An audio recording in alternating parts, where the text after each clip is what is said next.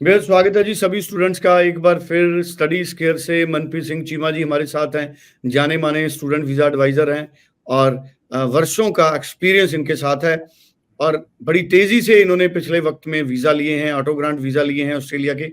आज कुछ ऐसे सवाल हैं स्टूडेंट्स के जो जिनके आंसर्स मनप्रीत चीमा जी से हम हासिल करेंगे। मनप्रीत जी, आपका बेहद स्वागत है। Thank you sir. Thank you so much Manpreet ji. Manpreet ji, कई तरह के क्वेश्चंस पेरेंट्स से, गार्डियन से, स्टूडेंट से आते हैं। एक स्टूडेंट बड़ा एक हो रहा है, पिछले वक्त में बड़ी तेजी से ऑस्ट्रेलिया ने वीजा दिए हैं।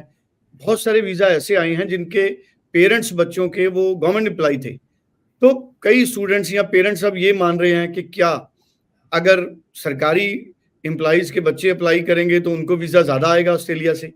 इसको आप अपने एक्सपीरियंस से कैसे देखेंगे या ट्रेंड कैसा है?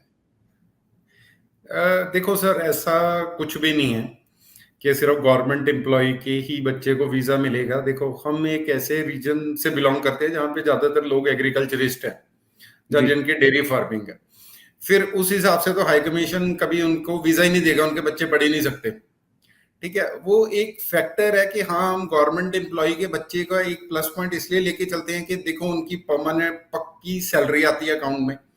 ठीक है, उनको लोन्स इजीली मिल जाते हैं, जीपी फंड वगैरह से पैसा आया होता है तो उनके पास सोर्स भी होता है पैसे का। तो ये कुछ प्लस पॉइंट है कि जिस आईटीआर उनकी अच्छी होती हैं, जो गवर्नमेंट एम्प्लॉय है, उन आईटीआर को जस्टिफाई करना उनके लिए थोड़ा इजी होता है। इसलिए हम ये बोलते हैं कि अगर कोई गवर्नमेंट एम्प्लॉय है तो उसको एक प्लस पॉइंट है उसका, जहाँ एक बेनिफिट है उसके बच्चे को कि थोड़ा सा बच्चे हम कॉन्फिडेंट होकर फाइल लगाते हैं कि वीजा निकल जाएगा। बट ऐसा कुछ भी नहीं है।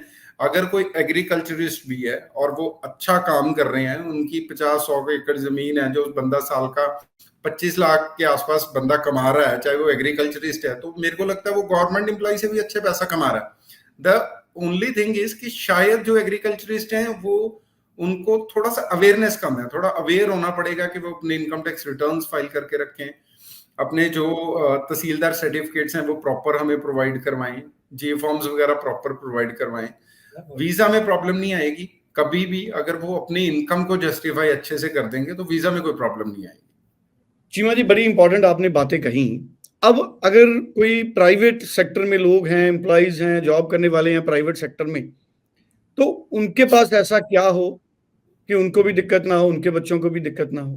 क्योंकि बहुत सारे लोग हैं जो प्राइवेट एम्प्लॉइज हैं, कोई शॉपकीपर्स है, कोई स्मॉल एंटरप्रेन्योर्स हैं, किसी का छोटा-छोटा बिजनेस है, दुकानें हैं। देखो, अगर कोई प्राइवेट जॉब कर रहा है तो कोई खास फर्क नहीं है, जॉब ही है। उसको भी अगर सैलरी अकाउंट में आ रही है, उसके पास फॉर्म 16 है, वो अपनी आईटीआर फाइल कर रहा है। बहुत अच्छी अच्छी कंपनीज हैं जिसमें जीपी फंड, पीपीएफ वगैरह भी कटता है सैलरी में से, तो कोई प्रॉब्लम नहीं है उसमें। गवर्नमेंट एम्प्लॉय और प्राइवेट में आजकल कोई ज्यादा फर्क नहीं रह गया। अगर कोई प्राइवेट एम्प्लॉय अच्छी कंपनी में जॉब कर रहा है तो उसको सारी फैसिलिटीज मिल ही रही है, तो डॉक्यूमेंटेशन हमेशा ही सेम रहेगी। उसके पास अपनी अपॉइंटमेंट लेटर हो प्राइवेट जॉब वाले के पास, सैलरी अकाउंट में आ रही हो, सैलरी स्लिप्स हो, फॉर्म 16 हो, आईटीआर टाइमली फाइल कर रहा हो, कोई प्रॉब्लम नहीं है। दूसरा, आपने बिजनेस की बात करी, अगर किसी का बिजनेस भी है उनके लिए भी कोई प्रॉब्लम नहीं है Australia. The only thing is कि जो बिजनेस है वो प्रॉपर रजिस्टर्ड बिजनेस हो, उनके पास करंट अकाउंट स्टेटमेंट्स हो। ठीक है, अगर उनका बिजनेस जीएसटी नंबर ही, एमएसएमई में भी कई आजकल बहुत ट्रेंड चल गया था, हर बंदा एमएसएमई में ही रजिस्टर करवाने लग गया था अपना बिजनेस। उसमें हाई कमीशन ने थोड़ा बोला कि अगर एमएसएमई का सर्टिफिकेट है, जहाँ यूनिवर्सिटीज चेक कर रही हैं, तो वो पुराना रजिस्टर्ड हो, वो नया रजिस्टर्ड नहीं होना चाहिए। वो ऐसे नहीं होना चाहिए कि बिजनेस को सिर्फ आज रजिस्टर करवा लिया बच्चे को भेजने के लिए।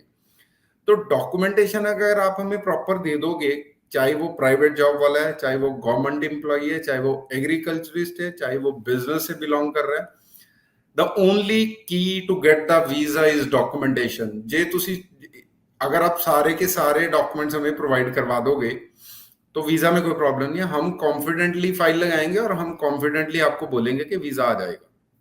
अच्छा, आईटीआर कितनी होनी चाहिए, चाहे प्राइवेट है, शॉपकीपर है, जो जो सफिशिएंट है? आपको लगता है कि ये इससे कन्विंस होंगी यूनिवर्सिटीज? और देखो, मिनिमम टू मिनिमम जो आईटीआर आजकल यूनिवर्सिटीज मांग रही हैं बच्चों से, पेरेंट्स की, वो अराउंड 12 लाख के आसपास मिनिमम इनकम होनी चाहिए। कुछ यूनिवर्सिटीज तो 14-15 लाख तक भी चेक कर रहे हैं, ये सिर्फ पेरेंट्स की आईटीआर हो इतनी।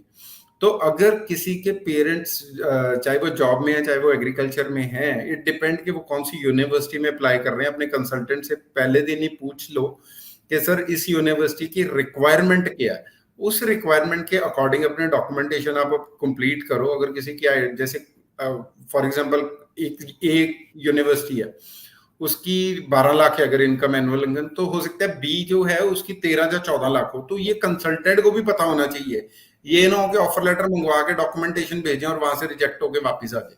तो very first day this is the responsibility of the parents and the student कि वो आप अपने कंसल्टेंट से पूछिए कि सर जिस यूनिवर्सिटी में मैं जा रहा हूं मुझे इसकी रिक्वायरमेंट आज ही बता दो, ताकि मैं अपनी डॉक्यूमेंटेशन कंप्लीट कर लूं जब तक मेरी ऑफर लेटर आए।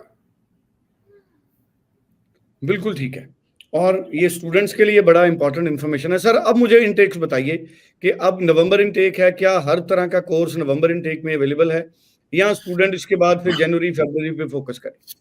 देखो, अगर कोई स्टूडेंट नवंबर में जाना चाहता है तो हर कोर्स अवेलेबल है नवंबर में, सिर्फ नर्सिंग को छोड़ के। नर्सिंग सिर्फ जनवरी में है, किसी भी यूनिवर्सिटी में आपको नवंबर इनटेक नहीं मिलेगा, ठीक है। तो नर्सिंग में अगर कोई जाना चाहता है वो जनवरी, अदर देन हर बच्चे के पास अपॉर्चुनिटी है कि वो नवंबर में अप्लाई करे, चाहे वो मास्टर्स में जाना चाहता है चाहे वो बैचलर्स में जाना चाहता है। सीट मिल जाएगी, स्कॉलरशिप मिल जाएगी, सब कुछ हो जाएगा, वीजा भी टाइमली आ जाएगा। बस अपनी, जैसे मैंने पहले बताया कि अभी आप अपनी ऑफर लेटर अप्लाई करिए कि आपके पास डॉक्यूमेंटेशन को कंप्लीट करने के लिए वन मंथ आपके हाथ में हो, और बाद में वीजा की वेट करने के लिए 1 मंथ भी आपके हाथ में हो। चाहे वीजा एक दिन में आ जाए, मैं बोलता हूँ कि चाहे सेम डे आ जाए वीजा, लेकिन रिस्क क्यों लेना है? अगर वो हमें एंजाइटी हमारी बढ़ा देगा कि यार मेरा वीजा नहीं आ रहा, आप रोज कंसल्टेंट को फोन करोगे, सर इनटेक पास आ रहा है, जैसे कि हम हर लाइफ में देखते हैं कि लोग पूछते हैं इनटेक पास आ गया, इनटेक पास आ गया, वीजा नहीं आया।